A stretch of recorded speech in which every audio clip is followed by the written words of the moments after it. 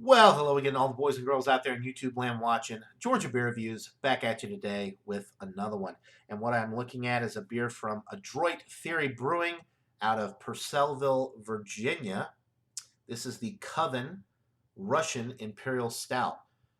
It does say on the side of the label here, brewed and canned by Adroit Theory Brewing Company, Orlando, Florida. But they are out of Virginia. My guess would be that they contract brew. Um, in Orlando, Florida to increase distribution, maybe.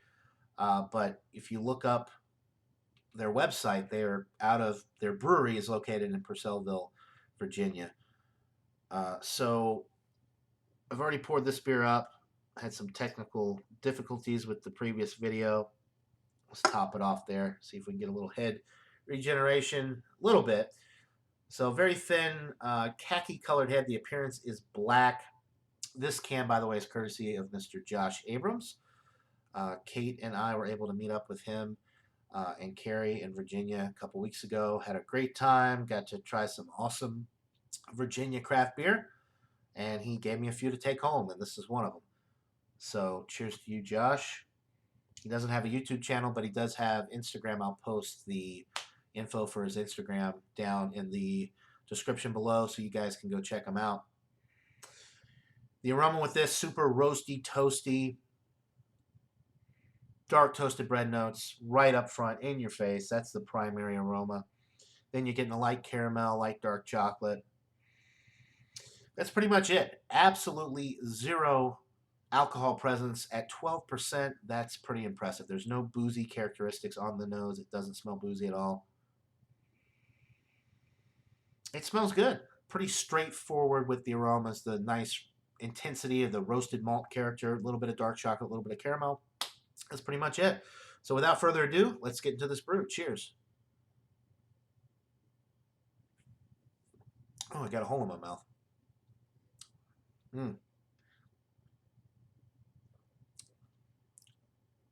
Very nice. You're getting that dark roasted malt flavor right up front, dark toasted bread notes. Very in your face, very intense. And once you get through that, you get a little bit of that dark chocolate, a little bit of caramel. It's not a very sweet beer at all, though. It's very roasty, toasty. A little bit of astringency as well from the roasted malt, kind of gives you a light coffee note. There's no coffee added to this beer, obviously, but you're getting that flavor profile from the roasted malt character. The finish is relatively drying. It's not warming at all going down. It's not boozy at all. You can get into a lot of trouble drinking this beer because it drinks like a 6%, but it's a 12%. So you got to be careful with this. And this has had a little bit of time to warm as well, and I'm still not picking up on any of that alcohol. The body with this is on the medium side. The carbonation is relatively light.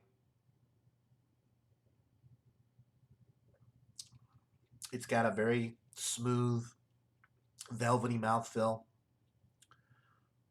One thing I'll say is if they did a barrel aged version of this beer, I would be like first in line to pick it up because this is incredible.